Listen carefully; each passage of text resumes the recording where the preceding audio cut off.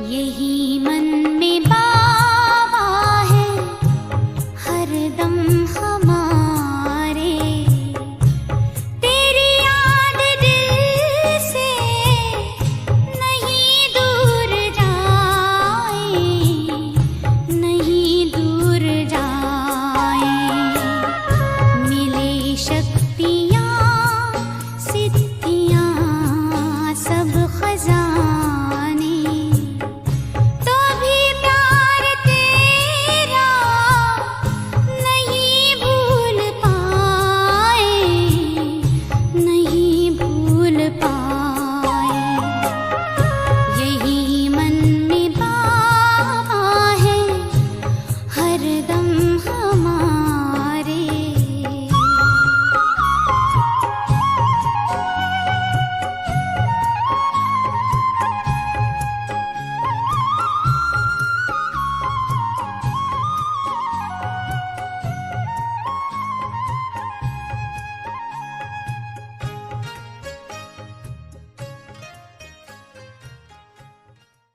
Om Shanti. Good morning. 21 सितंबर 2022 प्रातः मुरली। मीठे बाबा के मधुर बोल। मीठे बच्चे, बाप है गरीब निवाज। तुम गरीब बच्चे ही बाप से ज्ञान की मुट्ठी ले साहूकार बनते हो। बाप तुम्हें आप समान बनाते हैं। आज का प्रश्न, असुरों के विघ्न जो गाए हुए हैं वह इस रुद्र यज्ञ में कैसे पढ़ते रहते हैं? उत्तर, मनुष्य तो समझते हैं असुरों ने शायद यज्ञ में गोबर आदि का कीचड़ा डाला होगा, परंतु ऐसा नहीं है। यहाँ जब किसी बच्चे को अहंकार आता है, कोई ग्रहचारी बैठती है तो जैसे कीचड़ा बरसने लगता है। क्रोध में आकर मुख से जो फालतू बोल बोलते हैं, यही इस रुद्र यज्ञ में बहुत बड़ा विघ्न डालते हैं। कई बच्चे संग दोष में आकर अपना खाना खराब कर देते हैं। माया थप्पड़ मार इंसॉल्वेंट बना देती है। ओम शांति। याद में बैठे हो तो जैसे योग में बैठे हो। हर एक जानते हैं कि हमको तमो प्रधान से सतो प्रधान बनना है।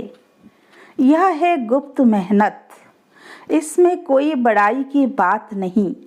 बाप कितना निरहंकारी रहते हैं, जिसमें प्रवेश करते हैं वो भी कितना निरहंकारी है। प्रजापिता ब्रह्मा के कितने ढेर बच्चे हैं।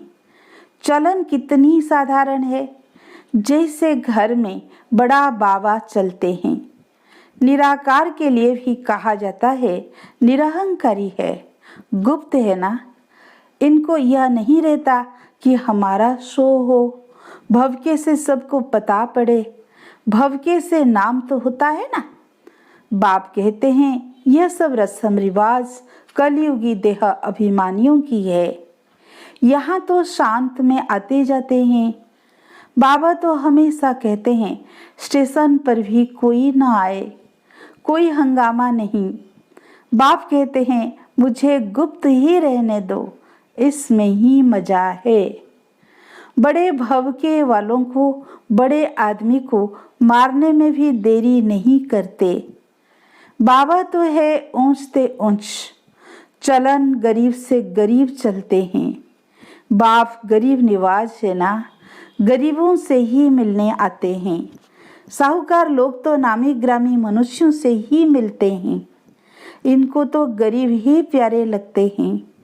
गरीबों पर ही तरस पड़ता है, तो बाप गरीबों पर तरस खाते हैं। ज्ञान की मुट्ठी भर देते हैं तो तुम साहूकार बनो। साहूकारों का ठहरना मुश्किल है, दरकार ही नहीं है इस ज्ञान मार्ग में। गवर्नमेंट को तो धनवान लोग बहुत मदद करते हैं ना, नामी ग्रामी है ना। वहाँ तो बहुत दान करने वालों का नाम अखबारों में निकाला जाता है। यहाँ गरीब दान करते हैं तो अखबार में डालना चाहिए। चावल की मुट्ठी देकर फिर महल ले लेते हैं। बाप गरीब निवास गाया हुआ है, सबसे मिलते जुलते रहते हैं। बड़ा आदमी मसाला बेचने वाले से मिलेगा नहीं, यहाँ तो है ही गरीब, उन्हों को ही साहूकार बनाना है। बाप तो है गुप्त, गरीब ही बाप से अपना वर्षा कल्प पहले माफिक ले लेंगे। ड्रामा में नूंद ही है, साहूकार तो बलि चढ़ न सके। हाँ, इनको शिव बाबा को कोई वारिस बनाए तो कमाल कर दिखाए। बाप कहते हैं, मैं आता ही हूँ साधारण तन में, गाया हुआ है निराकार निरअहंकारी। गाते भी है ना, गोदरी में करता देखा। देखो बाबा ठंडी में गोदरी ले आकर बैठते हैं ना। पतित पावन बाप को कोई जानते नहीं है। बाबा बैठकर समझाते हैं कि हे भारतवासी बच्चों, तुमको स्वर्ग का मालिक किसने बनाया? लक्ष्मी नारायण के चित्र भी यहाँ रखे हैं। यहाँ तुम अविनाशी ज्ञान रत्न प्राप्त कर और दान करते हो, तन मन धन सब समर्पण करते हो, तो इसका एवजा मिलना चाहिए। और ज्ञान काल में भी बहुत दान करने वाले बड़े आदमियों पास जन्म लेते हैं। यहाँ तुम बाप के आगे सरेंडर करते हो तो पिछाड़ी में जो साहूकार बनते हैं उनके पास जाकर जन्म लेते हैं।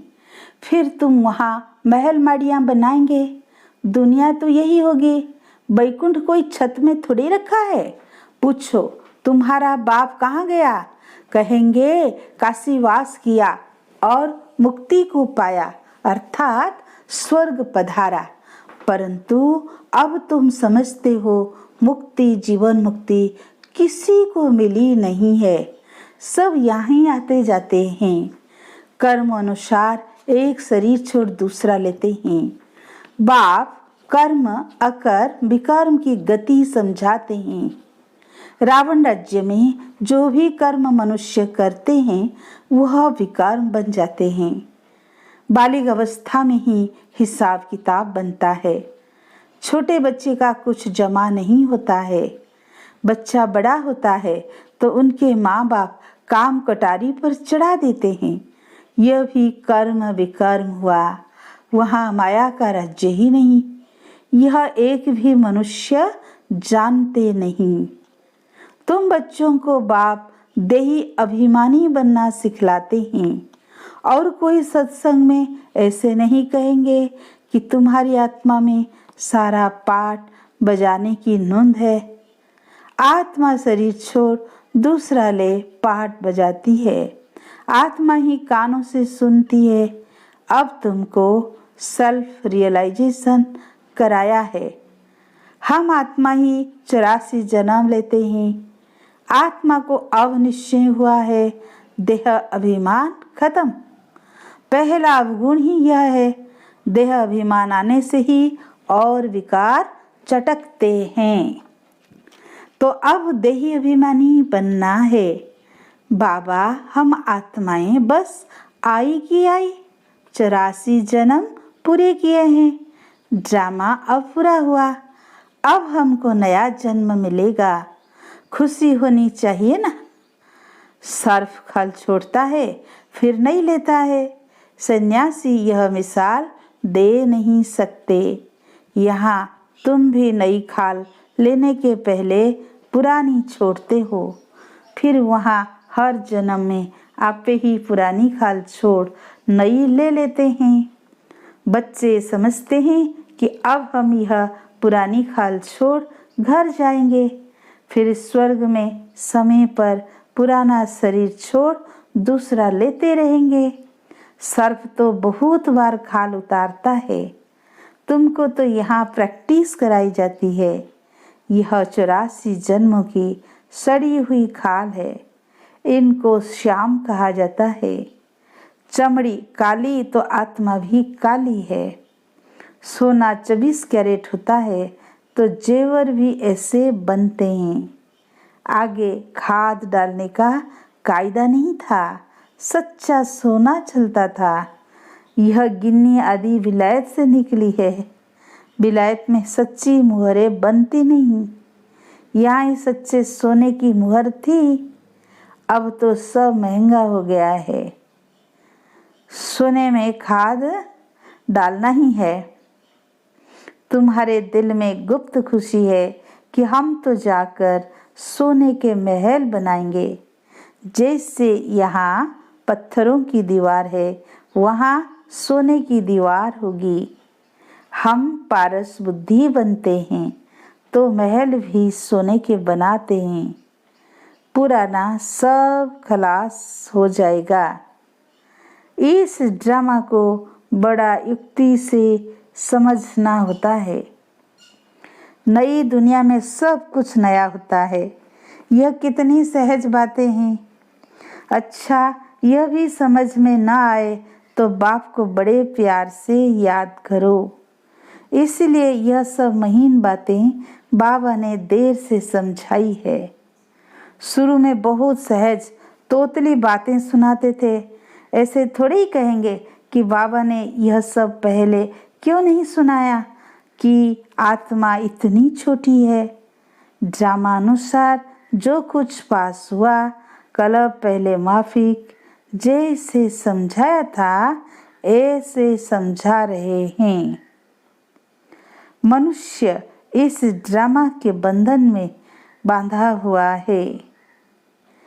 कल्प बाद ही फिर ऐसे समझा रहे हैं, फिर भी ऐसे ही समझाएंगे। बहुत बच्चे साधारण रूप देख मूंझते हैं, उल्टा बोलने लग पड़ते हैं। अच्छे अच्छे बच्चे उनको भी माया चमाट मार देती है। समझते हैं बस जो कुछ है निराकार ही है। सो तो ठीक है ना, निराकार नहीं होता तो हम तुम कैसे होते। परंतु निराकार को तो रथ जरूर चाहिए। रथ बिगर क्या करेगा। रथ में आए तब तो तुम उनसे मिलेंगे। तुम्ही से सुनूं, तुम्ही से बैठूं तो रथ जरूर चाहिए ना। अच्छा, साकार बिगर निराकार को याद कर दिखाओ, क्या तुमको ज्ञान प्रेरणा से मिलेगा। फिर मेरे पास आए ही क्यों हो। यह बाबा भी कहता है कि वर्षा तो शिव बाबा से लेना है। शिव बाबा कहते हैं मैं इस साधारण तन में बैठ पढ़ाता हूँ। पढ़ाई तो जरूर चाहिए ना। बहुत अच्छे अच्छे बच्चों का माथा ही फिर जाता है। 2-4 सेंटर खोलते तो बस अहंकार आ जाता है, फिर उल्टा बोलते रहते हैं। फिर कभी बुद्धि में आ भी जाता है कि यह हमने ठीक नहीं कहा, फिर पश्चाताप करते हैं। बाबा कहते हैं मैं साकार बिगर कैसे समझाऊंगा। इसमें प्रेरणा की तो बात ही नहीं। मैं टीचर के रूप में बैठता हूँ, गरीबों पर माथा मारते हैं। गरीबों को ही दान करना चाहिए। कोई भी बात समझ में न आए तो बोलो अच्छा बाबा से पूछकर बताएंगे, क्योंकि ज्ञान की अभी बहुत मार्जिन है। आगे चलकर समझते जाएंगे। दिन प्रतिदिन तुम नई नई पॉइंट सुनते रहेंगे। तुम बच्चों को तो बिल्कुल ही निरहंकारी बनकर रहना है।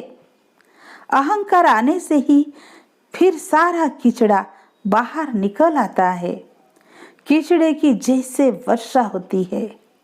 कहते भी हैं रुद्र यज्ञ में असुरों का कीचड़ा पड़ा। वह समझते हैं शायद गोबर आदि डालते रहेंगे। सचमुच यह गोबर है। फालतू बोलने लग पड़ते हैं। क्रोध आदि करते यह जैसे गोबर डालते हैं। चलते चलते किसी को ग्रहचारी बैठती है तो छटेले बन जाते हैं। माया थप्पड़ मार एकदम इंसॉल्वेंट बना देती है। कमाई में ग्रहचारी होती है ना, तब तो कहते हैं आश्चर्यवत सुनंती कथंती संग दोष में आकर अपना खाना खराब करंती। बाबा कहते हैं बहुत बहुत खबरदार रहना है। संग तारे कुसंग बोरे, बाबा बिल्कुल मना कर देते हैं। बड़े आदमी के दुश्मन बहुत बन पड़ते हैं। यहाँ फिर विष का खाना न मिलने से कामेशु क्रोधेशु बन पड़ते हैं। बस हम इनको मारेंगे। बाप तो कहते हैं काम तो तुम्हारा दुश्मन है, तुम पावन देवी देवता थे, अभी कहते हो कि हम पतित दुखी हैं। बाबा कहते हैं इस ज्ञान यज्ञ में असुरों के विघ्न बहुत पड़ेंगे। शुरू से ही पढ़ते आए हैं, मुख्य है ही पवित्रता की बात। तुम पुकारते भी हो कि हे पतित पावन आओ, तो अब आए हैं, पावन बनाते हैं। फिर क्यों पतित बनने चाहते हो? विकारों पर ही शुरू से झगड़ा चलता है। बच्चियां भी कहती है हमको तो बाप से वर्षा जरूर लेना है, कुछ भी हो जाए। बाप क्या करेगा? मारेगा ना। लड़ाई में कितने मरते हैं, तुमको बाप कोई मार नहीं डालेगा। हाँ, सहन जरूर करना पड़ता है, इसमें महावीरता चाहिए। शिव शक्ति का गायन तुम्हारा ही है। आदि देव को महावीर कहते हैं, परंतु अर्थ थोड़ी समझते हैं। अब तुम समझते हो कि माया पर जीत पाते हैं और दूसरों को माया जीत बनाते हैं। दिलवाड़ा मंदिर में जगत अम्बा भी बैठी है, कोठरियों में बच्चियां भी बैठी है। महावीर बच्चे सब ब्राह्मण ब्राह्मणियां ठहरे। तुम्हारी बुद्धि में कितना राज है, हूबहू तुम्हारा ही यादगार है। लक्ष्मी नारायण का मंदिर भी यादगार है। गांधी की वर्षी मनाते हैं, यह किया, टैगोर ऐसा था, अच्छा काम करते थे। कितनी बड़ी बड़ी जीवन कहानियां लिखी हुई है, कितने वॉल्यूम्स है। यहाँ तुम्हारी बुद्धि बड़ा वॉल्यूम है। सारी सृष्टि के आदि मध्य अंत का राज तुम्हारी बुद्धि में है। बुद्धि में ही ज्ञान की धारणा होती है। किन की बुद्धि विशाल है, किन की कम है, नंबर है ना। यह है नई नॉलेज जो बाप के सिवाय कोई सुना नहीं सकते। इस बात पर बलि चढ़ने से तुमको स्वर्ग का मालिक बना देते हैं। बेहद का बाप पतित दुनिया पतित शरीर में आकर बच्चों के लिए कितनी मेहनत करते हैं, तो जरूर बच्चों को बलि चढ़ना पड़े। वह शिव बाबा तो है ही निराकार दाता है ना।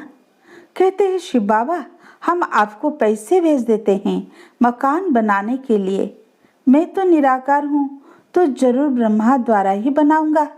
डायरेक्शन देता हूँ, तुम्हारे लिए बनाए।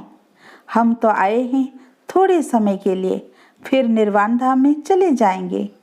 कितना प्यार से बैठ समझाते हैं, कितनी सहज बात है। देह सहित देह के सब संबंध त्याग, एक बाप को याद करो। चाहे तो स्वराज्य पाओ, चाहे प्रजापद पाओ, तुम्हारे पुरुषार्थ पर है। एक एक राजा रानी के पास प्रजा कितनी लाखों के अंदाज में आती है। यह ज्ञान तो ढेर सुनेंगे। आप समान बनाने की मेहनत करनी है, पावन यहाँ बनना है। तुम जानते हो पतित पावन बाप आया हुआ है। कल्प पहले माफिक हमको समझा रहे हैं। बाबा ने राज्य दिलाया था, रावण ने छीन लिया है। हार कैसे हुई है, फिर जीतना कैसे है, यह भी बुद्धि में है। बहुत बच्चे यह भी भूल जाते हैं, माया नाक से पकड़ लेती है। सेकंड में जीवन मुक्ति पाते हैं, फिर झट जीवन बंद भी हो जाते हैं। देरी नहीं करते। बाबा कहते हैं बच्चे खबरदार रहो, तुम रूप वसंत बन सदा मुख से रत्न ही निकालो। कीचड़ा सुनना भी नहीं चाहिए। समझो हमारा यह दुश्मन है। ज्ञान के सिवाय और सब बातें सुनना इविल है। अच्छा, मीठे मीठे सिकी लधे बच्चों प्रति माता पिता बाप दादा का याद प्यार और गुड मॉर्निंग। रूहानी बाप की रूहानी बच्चों को नमस्ते। हम रूहानी बच्चों की रूहानी माता पिता बाप दादा का याद प्यार गुड मॉर्निंग, नमस्ते नमस्ते। शुक्रिया प्यारे बाबा, शुक्रिया शुक्रिया। धारणा के लिए मुख्य सार। फर्स्ट पॉइंट, पहला अवगुण जो देह अभिमान का है उससे निकालकर पूरा देही अभिमानी बनना है। सेकेंड पॉइंट, अविनाशी ज्ञान धन जो बाप से मिल रहा है उसका दान करना है। बाप समान निरहंकारी बनना है। मुख से रत्न निकालने हैं। इविल बातें नहीं सुननी है। आज का वरदान, रहम की भावना को इमर्स कर दुख दर्द की दुनिया को परिवर्तन करने वाले मास्टर मर्सीफुल भव। प्रकृति की हलचल में जब आत्माएं चिल्लाती है, मर्सी और रहम मांगती है, तो अपने मर्सीफुल स्वरूप को इमर्स कर उनकी पुकार सुनो। दुख दर्द की दुनिया को परिवर्तन करने के लिए स्वयं को संपन्न बनाओ। परिवर्तन की शुभ भावना को तीव्र करो। आपके संपन्न बनने से यह दुख की दुनिया संपन्न समाप्त हो जाएगी। इसीलिए स्वयं प्रति चाहे सर्व आत्माओं के प्रति रहम की भावना इमर्ज करो। जहाँ रहम होगा वहाँ तेरा मेरा की हलचल नहीं होगी। आज का स्लोगन, ज्ञान और योग के दोनों पंख मजबूत हो तब उड़ती कला का अनुभव कर सकेंगे। अच्छा, ओम शांति।